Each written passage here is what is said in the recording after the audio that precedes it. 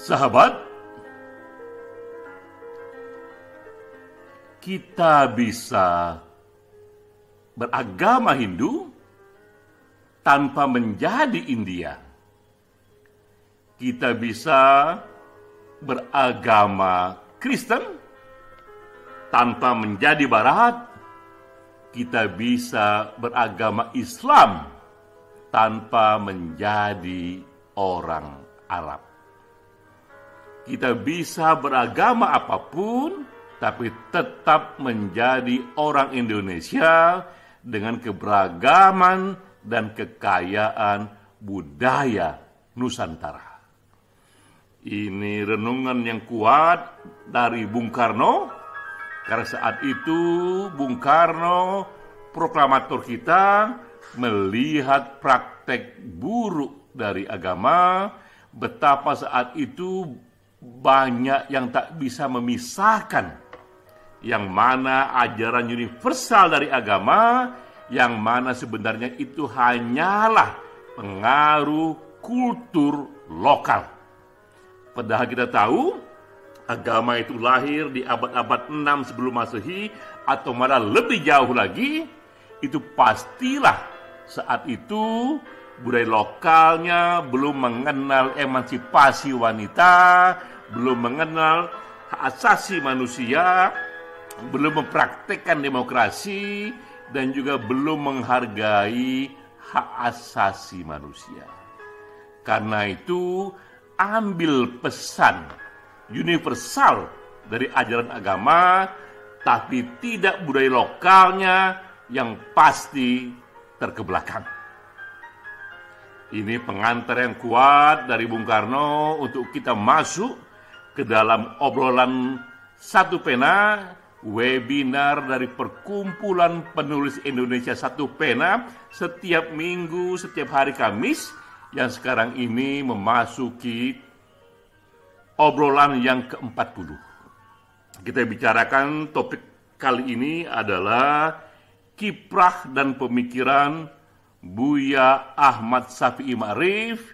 Ini bentuk penghormatan kita kepada Ahmad Syafi'i Ma'rif, guru bangsa yang baru saja wafat.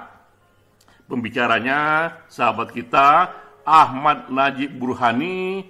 Ia seorang peneliti dan intelektual Muhammadiyah. Sudah pasti pula sahabat kita ini Ahmad Najib Burhani sangat kompeten bicara mengenai pemikiran Ahmad Syafi'i Ma'rif yang juga pernah menjadi ketua umum Muhammadiyah.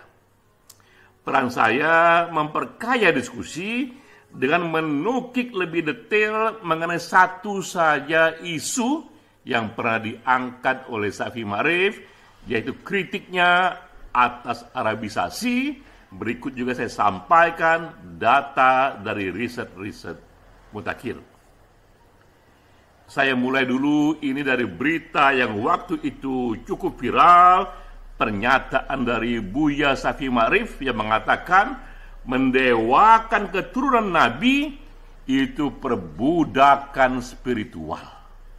Bukan main, ini pernyataan yang tajam tapi juga puitik dari Buya kita, karena saat itu ia melihat adanya tokoh-tokoh yang dielu-elukan hanya karena ia mengaku atau diklaim sebagai keturunan Nabi, padahal tokoh itu masuk penjara karena perbuatan kriminal. Bukankah ini satu praktek agama yang sisi gelap? Seolah-olah ini agama tapi itu bukan. Mendewa-dewakan seseorang padahal dia melakukan tindakan kriminal, masuk penjara hanya karena ia dianggap keturunan Nabi. Nah, ini kata Buya yang keras sekali di tahun 2017 bahwa rongsokan peradaban Arab jatuh tapi dibeli di Indonesia. Bahwa ini hanya contoh saja praktek budaya Arab yang sudah jatuh tapi dipraktikkan di Indonesia karena seolah-olah ini agama, padahal bukan. Karena menurut Buya Syafi'i, Quran jelas-jelas mengajarkan manusia itu setara, yang membedakannya hanyalah ketakwaannya dan kompetensinya. Tak ada jaminan siapapun dia, keturunan apapun, bahkan keturunan Nabi sekalipun, keturunan guru suci sekalipun, keturunan kongbar sekalipun, tak ada jaminan bahwa mereka pasti lebih bertakwa. Padahal yang penting di sini adalah mereka lebih bertakwa. Nah, inilah awal dari eksplorasi yang mau kita buat, betapa kritik dari Buya Syafi'i Ma'arif terhadap Arabisasi di Indonesia yang tak bisa memisahkan mana budaya lokal, mana pesan-pesan agama yang universal. Tak hanya Buya Syafi'i Ma'arif, tapi Gus Dur pun menyatakan yang sama. Ini guru bangsa yang lain lagi, ia mengatakan, Gus Dur, Islam datang bukan untuk ubah budaya kita menjadi budaya Arab.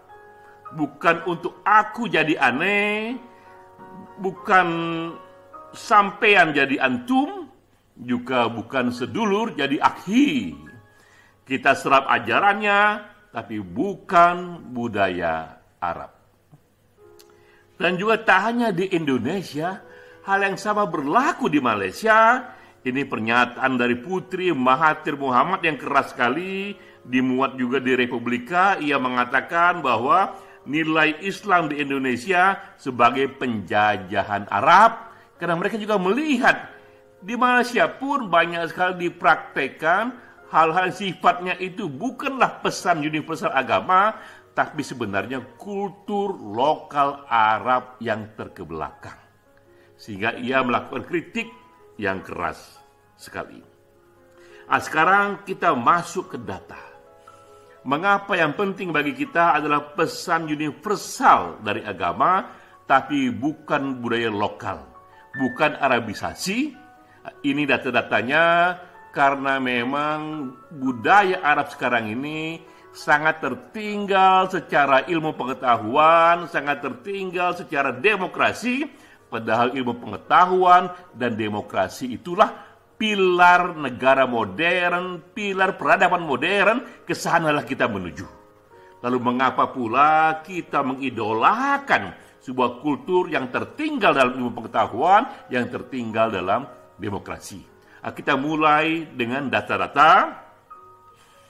Ini berita dari jurnal ilmiah The New Atlantis 2011. yang mengatakan bahwa dunia Arab sangat tertinggal soal ilmu pengetahuan. Why the Arabic world turn away from science. Misalnya di sini dikatakan, kita bandingkan dulu dunia muslim dengan dunia di luar muslim, lalu di dalam dunia muslim sendiri. Ini datanya mengatakan bahwa rata-rata dunia, jumlah ilmuwan di dunia rata-rata 41 orang per 1.000 orang. Di dunia rata-rata di setiap 1.000 orang populasi terdapat 41 ilmuwan. Tapi di dunia muslim, hal yang sama, dalam per 1.000 orang, ilmuwannya hanya 9 orang saja.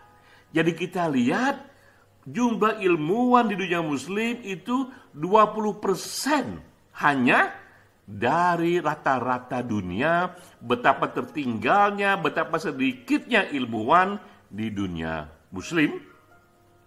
Ini data lainnya, dari 1.800 universitas di dunia muslim, hanya 312 saja universitas yang menulis di jurnal ilmiah, yang profesornya, pengajarnya menulis di jurnal ilmiah.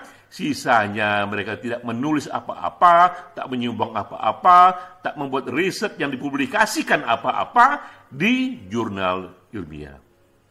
Ini data kedua yang menunjukkan betapa tertinggalnya dunia muslim dalam jajaran jurnal ilmiah yang merupakan salah satu indikator dari ilmu pengetahuan. Nah, ini data di dalam dunia muslim sendiri. Bahkan di dalam dunia muslim pun yang menulis di jurnal ilmiah itu dari Turki yang paling banyak, itu 26 jurnal, 26 makalah, Iran itu 9, Malaysia itu 3, Saudi Arabia hanya 1. Ini data yang kita melihat lagi, dunia muslim secara menyeluruh sudah tertinggal dari dunia non-muslim. Bahkan di dunia muslim pun Arab Saudi jauh tertinggal. Lalu mengapa kultur di Arab Saudi kini dijadikan role model yang jelas-jelas tertinggal secara ilmu pengetahuan? Ini data berikutnya, dari 1,8 miliar muslim di dunia, hanya 3 ilmuwan muslim saja yang mendapatkan Nobel. Betapa sedikitnya dibanding peradaban dari agama-agama lain yang jauh lebih banyak mendapatkan Nobel. Inilah 3 muslim yang mendapatkan Nobel di dunia sains. Jadi kita tidak bicara di dunia lain, tidak bicara soal sastra atau perdamaian, tapi di sains. Ini 3 orang yang mendapatkan Nobel di fisika.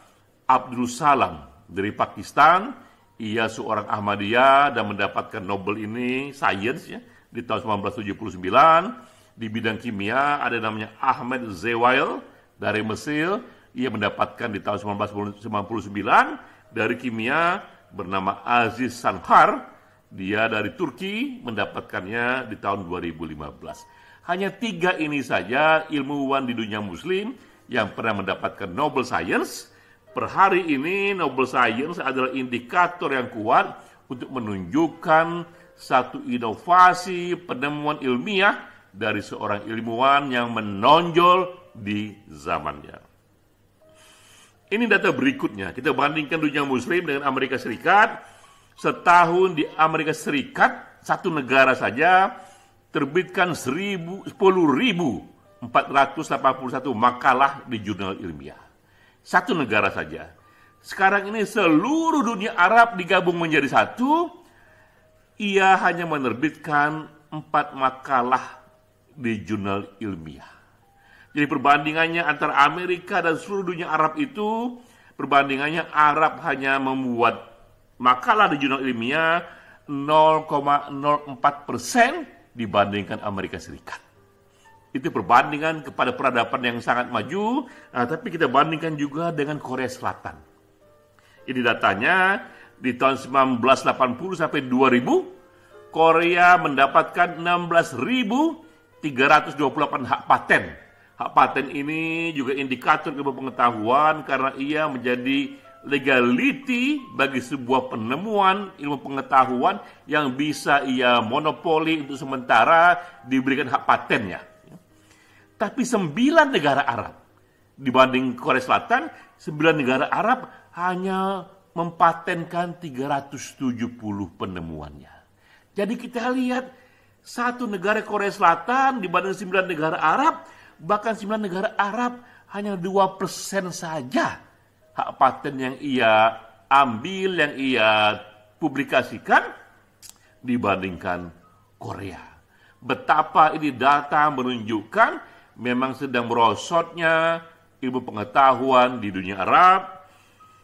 Tapi juga di dunia Arab pun terkebelakang soal demokrasi. Kita tahu bahwa demokrasi itu dirumuskan oleh Economist Intelligence Unit, ada indeksnya di sana, bisa diukur karena dikuantifikasi. Nah, inilah hasilnya dari Economist Intelligence Unit tahun 2021.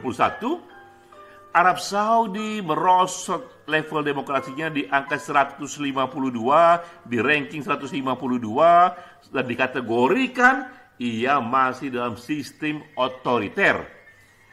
Jauh lebih merosot dibandingkan Malaysia di ranking 39, dibandingkan Indonesia di ranking 52. Soal demokrasi, sekali lagi, baik Indonesia ataupun Malaysia, bahkan di atas Arab Saudi, karena Indonesia dan Malaysia dikategorikan dalam float demokrasi, jauh di atas kategori negara yang otoriter. Dengan sendirinya, dengan 2 data ini, mengapa pula kita menjadikan budaya Arab Saudi sebagai role model? Karena ia jauh terkebelakang soal sains, jauh terkebelakang soal demokrasi. Indonesia dan Malaysia lebih maju lagi. Mengapa menjadikan role model budaya yang justru jauh lebih tertinggal? Tak heran di sini kita membaca tulisan kritis dari Syafi'i Ma'rif. Ketika itu ia menulis soal Islam berkemajuan, apakah itu? Dan dalam tulisan ini berseri 4 tulisan, Syafi'i Ma'rif mengatakan Islam justru datang untuk mengkoreksi budaya Arab, budaya yang dianggap waktu itu budaya jahiliyah. Namun setelah wafatnya Nabi, tidak semua budaya yang direvisi itu, yang diperbaiki itu mati. Sebagian melakukan satu revival hingga hari ini. Ini saya sengaja kutip teks resmi dari Buya Syafi'i yang mengatakan, apakah tidak perlu dikoreksi bahwa ada bagian-bagian penting dari Arabisme itu yang telah menghancurkan Islam dari dalam. Jadi sangat keras sekali Buya Syafi'i mengatakan bahwa ada bagian dari Arabisme itu yang bahkan menghancurkan Islam dari dalam, yang seluruhnya menyimpang dari Al-Quran. Nah, ini contohnya yang ada juga di tulisan itu, bahwa Arabisme destruktif setelah Nabi wafat itu juga muncul kembali. Nabi sudah wafat tapi muncul kembali, itu politik kekerasan, budaya politik kekerasan. Bahkan dari 4 khalifah yang dihormati, 3 dari 4 khalifah itu mati dibunuh. Pergantian kekuasaan yang terjadi di sana bahkan belum jauh dari wafatnya Nabi, pergantian kekuasaan melalui pembunuhan. Itulah pergantian kekuasaan yang paling brutal dalam sejarah politik. Apalagi jika kita bandingkan situasi sekarang di mana kekuasaan diganti secara damai melalui pemilu, saat itu kekuasaan diganti dengan cara pembunuhan dan menimpa 3 dari 4 khalifah yang sangat dihormati. Nah, ini juga bagian dari tulisan Buya yang mengatakan bahwa Islam berkemajuan harus memisahkan Arabisme yang perlu dikembangkan dan Arabisme yang rongsokan. Karena menurut Buya bahwa ada juga Arabisme yang perlu dikembangkan. Ini penilaian yang fair, tidak semua yang Arabisme itu buruk, tapi juga ada sisi baiknya dalam sejarah. Contohnya yang membawa ilmu pengetahuan di abad-abad 8-12 yang ikut melahirkan masa keemasan Islam, itu antara abad 8-12.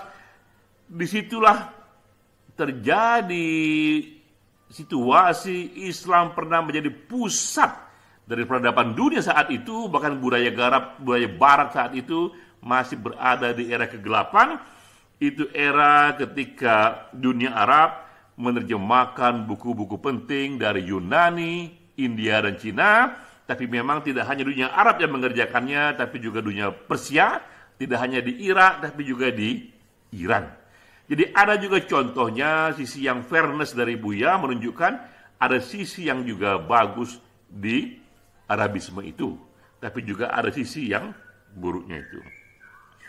Nah, inilah pandangan utuh dari Syafi'i Ma'rif, bahwa Islam yang berkemajuan itu ia membawa pencerahan.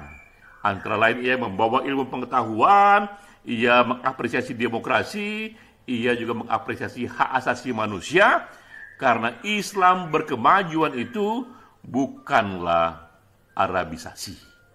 Jadi mudah saja bagi kita sekarang ini untuk membedakan dari kultur Arab yang datang, dari kultur Arab yang kita praktekkan, yang mana yang progresif, yang mana yang menurut Buya rongsokan, dari meneliti, melihat, mengamati mana kultur itu yang membawa ilmu pengetahuan, yang mengapresiasi demokrasi, yang mengapresiasi hak asasi manusia, yang mengapresiasi emansipasi wanita. Dengan ukuran itu kita tahu inilah budaya Arab yang progresif, dan budaya Arab di luar itu adalah budaya Arab yang jatuh. Jadi ini pandangan dari Buya Syafi'i Ma'rif yang kuat sekali. Buya sudah wafat, sudah menjadi almarhum, tapi pandangannya itu kokoh bertahan pada diri kita semua, terutama prinsip-prinsip pemikiran Islamnya yang bisa kita sederhanakan menjadi keislaman, keindonesiaan, dan kemanusiaan. Itulah 3 serangkai yang terus menjadi perspektif kita dalam kita mempraktikkan ajaran Islam. Seperti tadi dikatakan Bung Karno di awal, bahwa kita pun bisa menjadi Muslim, tapi tetap juga menjadi orang Indonesia dengan kekayaan budaya Nusantara. Namun juga kita tahu, juga tak semua budaya Nusantara itu mencerahkan. Yang mencerahkan adalah indikatornya seberapa ia bisa membawa ilmu pengetahuan, seberapa ia bisa mendukung demokrasi, seberapa ia mendukung emansipasi wanita, seberapa ia juga menghormati hak asasi manusia. Salam.